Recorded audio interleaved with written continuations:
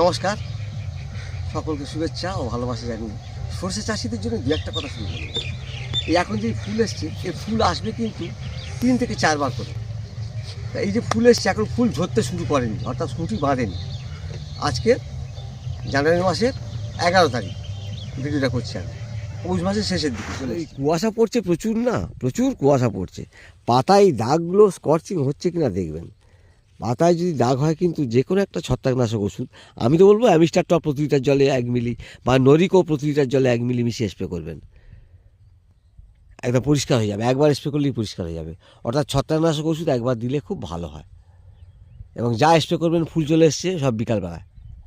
কিন্তু গরম পড়লেই এই জায়গাটা, একটু গরম ফুললেই এই জায়গাটা জাপ পোকা ভর্তি হয়ে যাবে। ভর্তি হয়ে গিয়ে সুটিকে নষ্ট করে দেবে। জাপ পোকার জন্য কম দামের মধ্যে ভালো ওষুধ ল্যান্সার গোল্ড।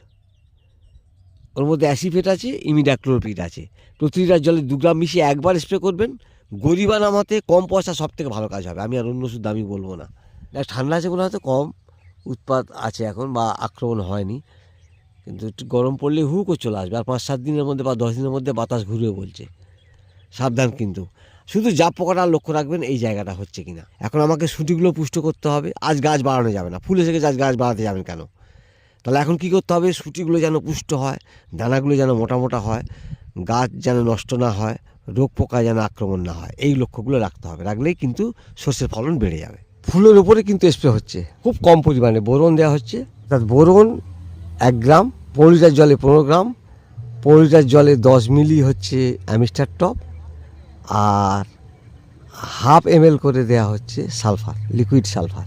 সেই সঙ্গে মোবোমিন 15 লিটার জলে 15 গ্রাম মিশিয়ে স্প্রে করা হচ্ছে। কারণ ফুলের উপরে স্প্রে হচ্ছে, একদম ডোজ কম করে দিতে হবে। ফুলটা মজবুত হবে, পুষ্ট হবে খুব ভালো, সেই প্রত্যাশা আমি দেখছি। কারণ সরষে লাগে বেশি হচ্ছে আপনার সালফার লাগে, আর বোরনটা বেশি লাগে তুলনামূলকভাবে, সেইটাই দেওয়া চলছে। আপনারাও মনে করলে কিন্তু এটা করতে পারেন। আমার ছুটি আসার জন্য বা ছুটি ভালো করার জন্য, সরষের ফলনটা ভালো পাওয়ার জন্য এইভাবে কিন্তু করতে পারেন। মোটামুটি গাছ খারাপ হয়নি। আলুর থেকে লাভ করা যায় কিনা।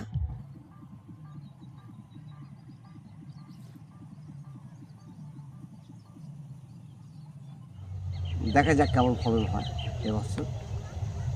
সকলকে ধন্যবাদ, শুভেচ্ছা ও ভালোবাসা জানিয়ে শেষ করছি। নমস্কার, ধন্যবাদ।